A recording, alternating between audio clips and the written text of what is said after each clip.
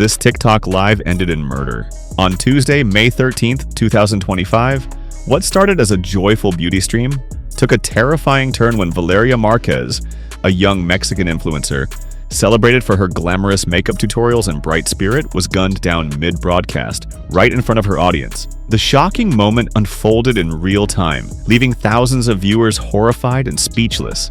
Across Mexico, a country already battling an epidemic of gender-based violence, the brutal killing sent a chilling message. Nowhere feels safe, not even a live stream.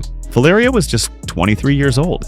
She had built a strong following on social media with nearly 500,000 plus followers on Instagram and TikTok combined. Fans loved her for her honest, fun makeup tutorials and the way she shared pieces of her everyday life. But everything changed in a terrifying instant during a live broadcast from the beauty salon where she worked. Final moments.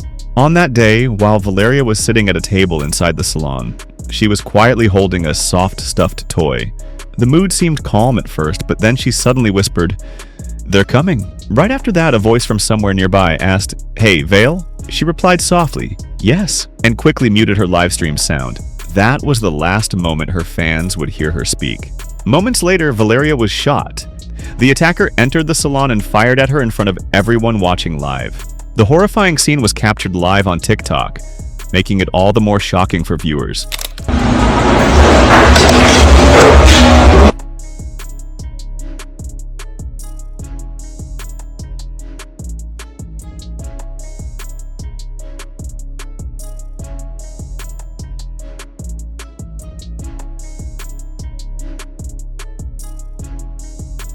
After the shooting, someone appeared to pick up her phone.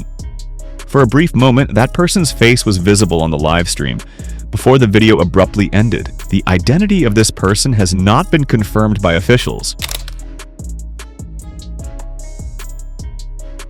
The local prosecutor's office confirmed Valeria's death is being investigated as a femicide. This means she was killed specifically because she was a woman. The prosecutor's statement, released Tuesday evening, explained that femicide involves violence against women for gender-related reasons. For the first time, the public can see the stark visual evidence of the violence Cassie testified that she suffered at the hands of Combs. She said she would have to cover up with makeup or sunglasses before she went out in public. And Cassie's former best friend, who said This kind of violence can include cruel and degrading acts, sexual abuse, or even exposing the victim's body publicly. It's a crime that deeply worries Mexican authorities and the public alike. The shooting happened in Zapopan, a city in the Jalisco state of Mexico, right inside the beauty salon where Valeria worked.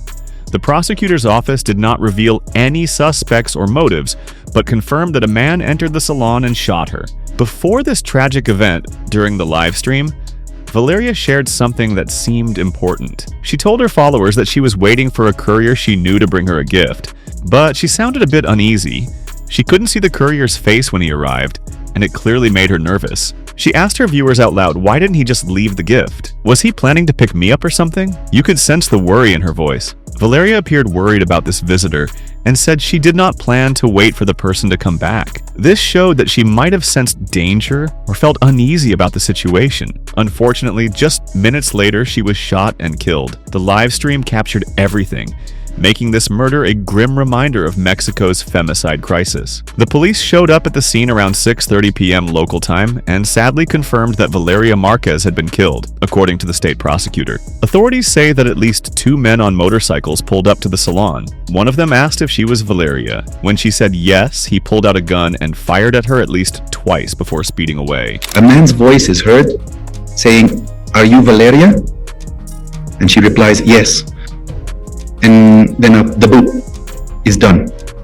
According to the security camera recordings, it's important to remember that this happened inside a mall, a shopping center. There are security cameras, of course, and outside there was another person on a motorcycle waiting specifically for the attacker, and they fled. Right now, investigators are digging through CCTV footage and combing through Valeria's social media accounts, trying to figure out who the attackers were and why they targeted her. In response to the rumors and claims about who might be responsible for the femicide in Zapopan, the Jalisco prosecutor's office made it clear there are no direct accusations against anyone in their investigation so far. They said, All statements and clues, including videos and social media posts, are being carefully analyzed. The investigation is being carried out following the Femicide protocol, which means it's handled with a gender perspective, avoiding re-victimizing the victim, and always respecting legality, impartiality, and human rights.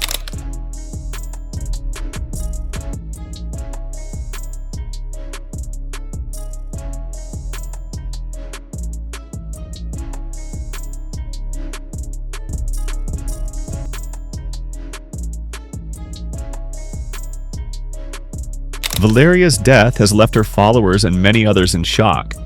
It's a reminder of the real dangers faced by women, even those in the public eye. Mexico continues to battle high rates of gender-based violence, and Valeria's story is a painful example of how serious this issue is. Her fans remember her not just for her makeup skills, but also for her bright spirit and ambition. Sadly, that light was cut short far too soon during a TikTok livestream that no one will forget. Rising star. Valeria Marquez was a rising star in Mexico.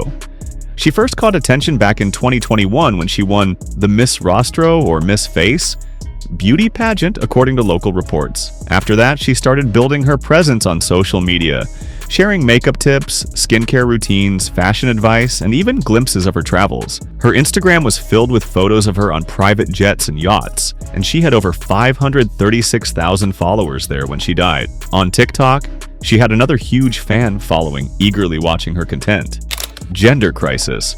Gender-based violence is a huge problem in Mexico. In fact, Mexico ranks 4th in Latin America and the Caribbean when it comes to femicide rates, right behind Paraguay, Uruguay, and Bolivia. The latest numbers from the United Nations Economic Commission for Latin America and the Caribbean, ECLASC, show that in 2023, there were 1.3 femicide deaths for every 100,000 women in Mexico, as reported by Reuters. Jalisco violence. Jalisco ranks 6th out of Mexico's 32 states, including Mexico City, when it comes to homicides. Since President Claudia Sheinbaum took office in October 2024, there have been 906 murders recorded there, according to data from the research. But Jalisco isn't just high on the list for murders, it's also one of the states hardest hit by cartel violence. Just 50 kilometers from Zapopan, authorities uncovered a cartel training center back in March, and since 2018, a staggering 15,000 people have gone missing in this state alone. On the very same day that Valeria Marquez was killed, a former congressman named Luis Armando Córdoba Díaz was murdered just 2 kilometers away, as reported by the newspaper Reforma. It shows just how dangerous things are in that area right now. Mexican media leaked a concerning text from Valeria, where she said, "If I'm killed, it's my ex." However, police have not yet confirmed any suspect. But what's still unclear is the motive behind this brutal crime. The salon where the incident happened was located in Zapopan, a wealthy part of Guadalajara. On the surface, it looks like a safe, well-kept neighborhood with private security and clean streets. But beneath that image, Zapopan is actually one of the most dangerous areas in Jalisco. Shootings happen regularly, even in the fancy shopping centers. Adding to the complexity, more than half of the real estate and commercial developments, they are linked to money laundering from drug trafficking, according to the U.S. Department of Justice. So, while it looks like a safe place, the reality is a lot more complicated and deadly. Justice issues. To make matters worse, the state of Jalisco says that as many as 90% of crimes go unreported or aren't properly investigated. There have also been long-standing accusations that the state attorney's office has connections with cartels, something officials deny. When it comes to Valeria's case, the prosecutor's office says they don't have any reason to believe her murder was ordered or carried out by any of the organized criminal groups active in the region. Instead, they're suggesting that her killing might have been motivated by her gender, which points to the brutal reality of femicide in the area. Mexican media had shared messages from Valeria herself, where she blamed her ex-partner if anything were to happen to her. Those messages add a chilling layer to this tragic story. The mayor of Zapopan, Juan Jose Frangi, said his office had no record of Valeria ever asking the authorities for help regarding threats. He also called femicide the worst thing. All of this paints a picture of a place where violence is everywhere, justice feels out of reach, and vulnerable people face danger every day. These tragic incidents underline how dangerous the situation is, especially for women in Mexico, where violence and fear are ever-present realities. Was this a targeted attack or gender hate? Comment justice to demand action. Like and subscribe to expose the truth, and hit the bell icon so you never miss a story that needs to be heard.